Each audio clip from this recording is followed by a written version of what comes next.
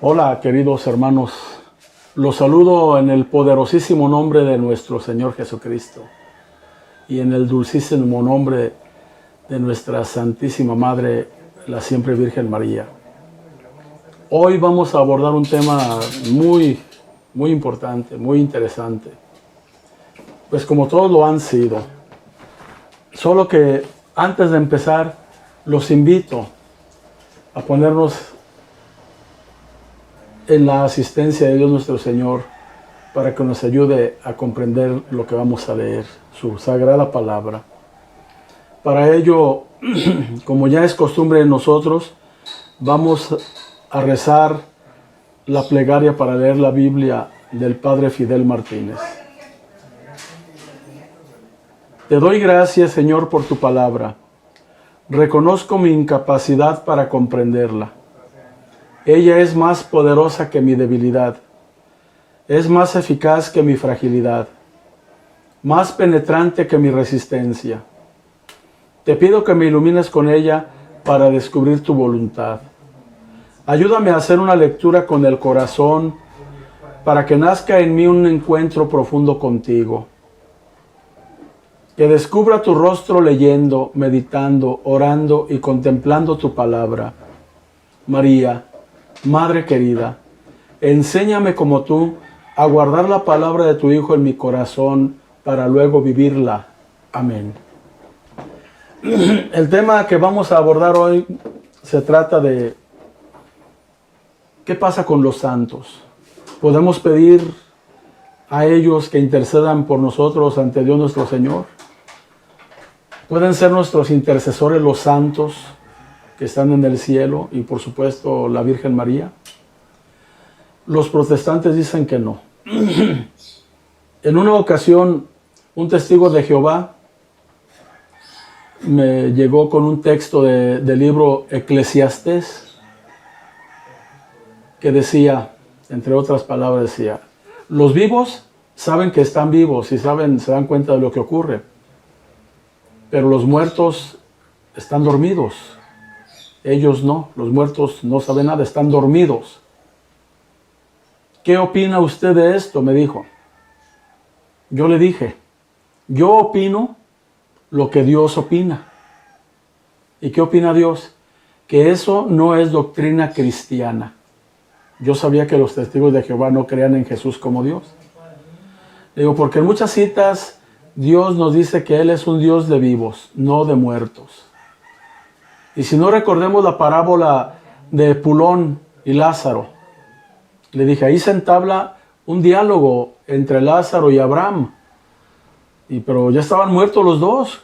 Si fuera cierto lo que dices del texto de Eclesiastés, no podría haberse dado ese diálogo. Y también le recordé en el Evangelio cuando Jesús se lleva a Pedro, a Santiago y a Juan al monte Tabor a lo alto y el rostro de Jesús empieza a transfigurarse. Y dice muy claro la Escritura, y he aquí que aparecen hablando con él dos hombres, Moisés y Elías. Moisés ya estaba muerto. ¿Cómo iba a aparecer hablando con Jesús? Elías no estaba muerto porque Elías fue arrebatado al cielo en cuerpo y alma. Pero en algún lugar debe de estar Elías. Y con conocimiento, con conciencia, puesto que estaba hablando con Jesús y con Moisés respecto al viaje que Jesús haría en Jerusalén. Entonces Dios no es un Dios de muertos, es un Dios de vivos. Y la misma Sagrada Escritura nos presenta una gran cantidad y diversidad de textos donde un ser humano, un hombre, intercede por su pueblo, por otras personas. Y ellos argumentan, los protestantes, que no pueden ser intercesores los santos y la Virgen María, y citan a Pablo. Citan a Pablo en la primera carta de Timoteo, capítulo 2, versículo 5, dice, porque no hay más que un Dios y un solo hombre que sea mediador entre Dios y los hombres, Cristo Jesús. Palabra de Dios, te alabamos, Señor. ¿Sí? un mediador, no un intercesor.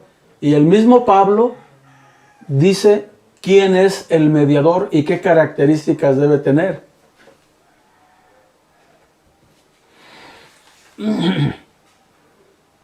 Más adelante Pablo en esta misma carta dice: solamente hay un mediador entre Dios y entre Dios y nosotros, Cristo Jesús. Porque Él se ofreció, se inmoló por nosotros. Nadie más murió por nosotros. Ni María, ni ningún santo, ni ningún patriarca, ni ningún apóstol. Nadie murió por nosotros. Nadie se inmoló por nosotros. El que se inmoló por nosotros, el que murió por nosotros, dice Juan, es el único mediador. Y tiene razón. El único mediador. Si yo estoy pidiendo por alguien, a lo mejor no estoy mediando. Podemos nosotros, vamos a suponer un ejemplo muy feo, que una persona es secuestrada. Y hay algunas personas que van con los secuestradores: oye, déjalo libre, por favor, suéltalo. Y no. Pero hay alguien que paga el precio del rescate y ya lo sueltan. Los demás intercedieron, pero solamente uno pagó. Igual Jesús. Jesús es el único que pagó por nuestros pecados. Y la misma Sagrada Escritura, el mismo Pablo y el mismo Antiguo Testamento nos presentan casos donde se intercede por los muertos. Se pide a los santos que intercedan por los muertos. Veamos.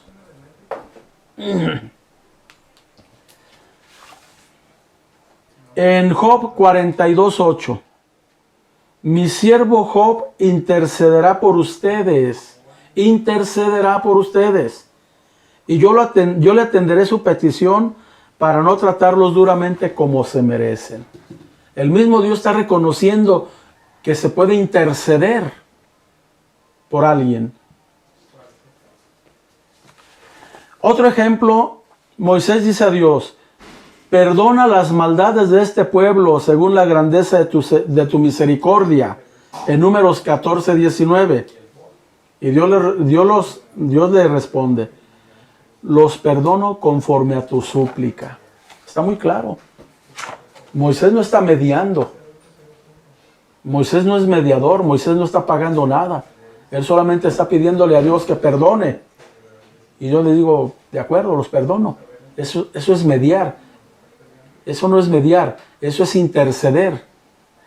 Así es que, hermano protestante, no pongas o no quites de la boca de Dios palabras y no pongas palabras que Él no ha dicho.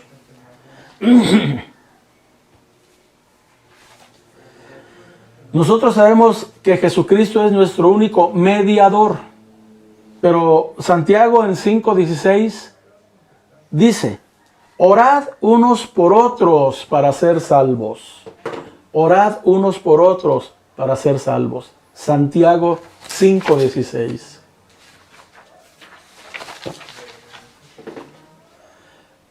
En Jeremías 15:1 dice: y me dijo Yahvé, aunque Moisés y Samuel vinieran en persona a rogar por este pueblo, mi corazón no se compadecerá de él. Échalos de mi presencia y que se vayan lejos. Es decir, el mismo Yahvé acepta que pueden ir a pedir por alguien. A pedir. Pero Samuel, pero Moisés, pero ningún otro pagó. Están pidiendo. Están intercediendo. Como decimos nosotros, que intercedas por nosotros ante Dios nuestro Señor. Que intercedas, no que medies. Hay una gran diferencia entre ser el mediador y ser intercesor. Esto está bellísimo. Incluso es una prefigura de María Santísima. Cuando Betsabé, la mamá del rey Salomón, entra a pedirle un favor, a pedirle algo. Lo podemos ver en el primer libro de los Reyes, capítulo 2, versículos 19 y 20. Entró Betsabé donde el rey Salomón para hablarle acerca de Adonías. Betsabé iba a rogar, iba a interceder ante su hijo el rey por su hermano Adonías. Se levantó el rey, vean lo que hizo el rey. Se levantó el rey, fue a su encuentro y se postró ante su madre. Se postró. Entonces no necesariamente postrarse significa adorar. Y se sentó después en su trono. Pusieron un trono para la madre del rey y ella se sentó a su diestra. La madre del rey se sentó a la derecha del rey. ¿Se acuerdan ustedes cuando la mamá de Santiago y Juan y el propio Santiago y Juan le pidieron a Jesús que ya en su reino lo pusieron uno a la derecha y otro a la izquierda? Y que Jesús dijo, van a tomar mi cáliz, van a sufrir lo que yo, pero eso no está en mí dado. Eso ya está dado para alguien. Y en Apocalipsis 12 se lee que María, en su lucha contra el dragón, en cuanto a su hijo es lanzado con Dios nuestro Señor, a María se le dieron las alas del águila grande. Las alas del águila grande. Y se fue al desierto. El desierto como un refugio. Un salmo habla de que refúgiate en mí, soy tu desierto. María. Y para María ya estaba sentada ya a la derecha de Jesús Nazaret. A la izquierda estaba el Padre. Por eso esos lugares ya estaban destinados, no se le podían dar a los hermanos del trueno, a los Boanerges, los hijos del trueno, Boanerges. Pablo pone la muestra de rezar por un muerto. En la segunda carta a Timoteo, capítulo 1, versículos del 16 al 18. Que el Señor conceda misericordia a la familia de Onesíforo, pues me alivió muchas veces y no se avergonzó de mis cadenas. Concédale el Señor encontrar misericordia ante él aquel día. Buenos servicios me prestó en Éfeso. Concédale el Señor. Está pidiendo, está orando, está intercediendo por Onesíforo, el propio Pablo. Entonces si Pablo no es mediador, es intercesor. Y Pablo nos pone a la muestra que nosotros, que cualquier persona puede ser intercesor aquí en la tierra. Y que los santos pueden interceder por nosotros en el cielo. Porque al fin de cuentas, en la tierra, estamos la iglesia peregrina del Señor. La iglesia militante. En el purgatorio está la iglesia purgante del Señor. Y en el cielo la iglesia triunfante. Es la misma iglesia. Solo que unos apenas vamos caminando, otros están purificándose y otros ya lo lograron. Entonces en el cielo, con el Señor, hay miles de santos quienes pueden interceder ante Él por nosotros. El Apocalipsis es muy claro. Vean nomás ustedes esto. Apocalipsis 5:8. Cuando lo tomó, los 4 vivientes y los 24 ancianos se postraron delante del Cordero. El Cordero sin duda es Jesús. Es aquel Cordero que Abraham, cuando iba a matar a Isaac, su hijo, que el ángel lo detuvo, y que Isaac le dice, ¿y el Cordero, papá? Dios lo proveerá, Dios proveerá al Cordero. Y cuando Juan el Bautista, viendo a Jesús que venía, les dice a sus discípulos, este es el Cordero de Dios. Y Jesús es el Cordero inmolado en la cruz. Es el Cordero de Dios muerto en la cruz por nosotros. Entonces estos 4 vivientes y 24 ancianos, al postrarse ante el Cordero, se están postrando ante Jesús. Pero vean lo que sigue, dice. Tenía cada uno una cítara, una guitarrita ahí, y 2 copas llenas de perfumes, que son las oraciones de los santos. Ahí mismo en Apocalipsis, pero poquito antes, en Apocalipsis, poquito después, 8, 3, 4,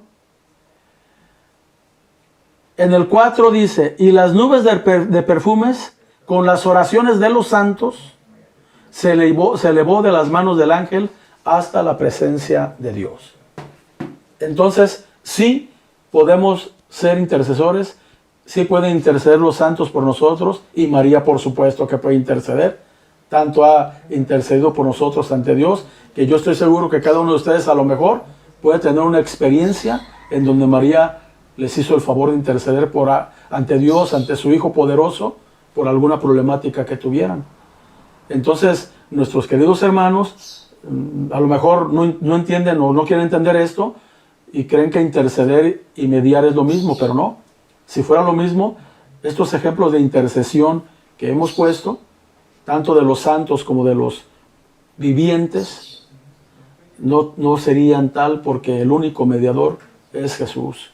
Como lo dice Pablo, porque Jesús es el único que pagó por nosotros. Así es que, queridos hermanos, tengamos confianza en elevar nuestras oraciones. Acuérdense de lo que dijo el arcángel San Rafael a Tobías, en Tobías 12:12.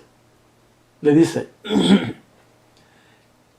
mientras tú y tu esposa Sara oraban, era yo el que elevaba sus oraciones al Señor, el que las llevaba. En Tobías 12:12. Pero como nuestros queridos hermanos no tienen el libro de Tobías, pues no entienden eso de la intercesión, de interceder, y que de los santos, y que no entienden eso, no lo creen, porque lo quitaron de su Biblia. Quitaron el libro de Tobías, que entre otras cosas, ahí tenemos un ejemplo de las oraciones de los santos. El propio ángel llevaba las oraciones de Tobías, y de su esposa las llevaba al cielo. Entonces, queridos hermanos, tengamos confianza. Estamos en la iglesia que verdaderamente Cristo fundó. Mateo 16:18 es lo más preciso. Pero un ejemplo de que estamos en la iglesia es que todas las 80,000 sectas, todas las sectas protestantes, ninguna se atacan entre ellas, ¿no? Ninguna se maldicen entre ellas. Atacan a la iglesia católica, por algo ha de ser. La atacan. Y la iglesia católica es la única que tiene una historia desde Jesús hasta acá. El Papa Francisco. Si nos vamos al anterior, Benedicto XVI. El anterior, Juan Pablo II. El anterior, Juan Pablo I. Y luego para atrás, Paulo VI, Juan XXIII, etcétera, etcétera. Si nos vamos así, vamos a llegar hasta Pedro. Somos los únicos. Los protestantes, los que más atrás pueden llegar en el tiempo, son los luteranos en el 1517. Es decir, la Iglesia Católica ya tenía 1500 años cuando empezaron a proliferar estas sectas. Así es que, querido hermano católico, ten la certeza que tienes, aumenta esa certeza, esa confianza de que estás en la Iglesia real de Jesucristo, y de que toda su doctrina, todos sus dogmas, toda su sapiencia es válida, y de que estamos en buenas manos con el magisterio de la Iglesia. El magisterio de la Iglesia se compone por el Papa en comunión con todos los obispos. Perdón. Esta gente que menciono, el Papa y todos los obispos, son gente muy conocedora de la Sagrada Escritura, y tienen la autorización de interpretar la Sagrada Escritura, porque ya nos lo dice el propio Pedro. Hay pasajes en esta escritura difíciles de entender. Por eso la interpretación en privado no se debe hacer. Entonces el magisterio interpreta fielmente la palabra de Dios y nos la transmite. Y la tradición de los apóstoles. Aquí están las tres fuentes de nuestra querida Iglesia Católica. La tradición de los apóstoles, la Biblia y el magisterio de la Iglesia. Tengamos confianza. Estamos en casa, como dice Fernando Casanova. Estamos en casa. Muchas gracias, queridos hermanos. Les agradezco mucho su atención y su interés en estas cápsulas, y los esperamos en la siguiente cápsula. Por lo pronto hay que darle gracias a Dios por este maravilloso momento que nos dio oportunidad de vivir. Padre eterno, muchas gracias por asistirnos con tu Santo Espíritu, con el Paráclito. con el Espíritu Santo, para que lo que aquí acabamos de leer y de meditar nos quede muy claro con la luz que nos dé el Espíritu. Santísimo Señor Jesucristo, gracias por el gran sacrificio que hiciste. Gracias por ser redentor de los hombres.